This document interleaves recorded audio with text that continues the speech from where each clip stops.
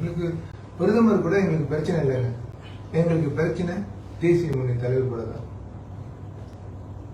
இது ஓப்பனா சொல்றதுதான். ஏன்னா கேட்க வேண்டியது, எங்களுக்கு வக்காலத்து வாங்க வேண்டியது தேசிய முன்னணி. அவங்களுக்கு வக்காலத்து வாங்க தெரியல.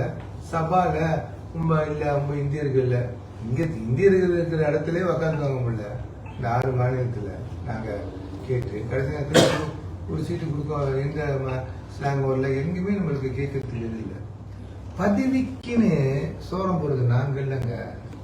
அதை தத்துவஸ்ரீ தைரியத்தை தான் நீங்க கேட்குறீங்க. யாரும் சோரம் போனோம் நாங்க போயிட்டு எங்களுக்கு இந்த பதவி கிடைச்சி எங்களோட பிரச்சனை தீக்கிறதுக்குன்னு நாங்க வீட்டு வேலை செய்யாது. தத்துவஸ்ரீ தைட்டு மாயிக்கா அடிப்படையில ஒரு சேவை செய்வதோட அம்னோவை சேவை செய்ய சொல்லுங்க. அம்னோவை சேவை செஞ்சாருன்னா ஏன் தெலுங்கானா, கிளாந்தான், கெடா, பர்லீஸ்ல மலாய்க்காரர்கள் அதிகபட்சம் இருந்த மலாய்க்காரர்கள் இடத்துல இவங்களுக்கு ஆதரவு இல்லாம போனதும் தெரியும். எதுனால ஆதரவு இல்லாம போனதும் தெரியும். யாருனால ஆதரவு இல்லாம போனதும் தெரியும். அதை எடுக்காம மாய்க்கா இது எடுக்கிறாருன்னு சொன்னா அதெல்லாம் அது அவர் எடுக்கிறது பத்தி பிரச்சனை இல்லை. ஆனா அது பொய்யான ஒரு ஸ்டாட்டிஸ்டிக்கா தான் இருக்கு. I am not telling mistaken, I am telling it's the biggest lie. ரெண்டு இருக்கு. தவறுதா சொன்னது வேற, பொய்யா சொல்றது வேற. அவர் பொய் சொல்றாரு. ஏன்னா எனக்கு அவர் மேல நம்பிக்கை இல்லை.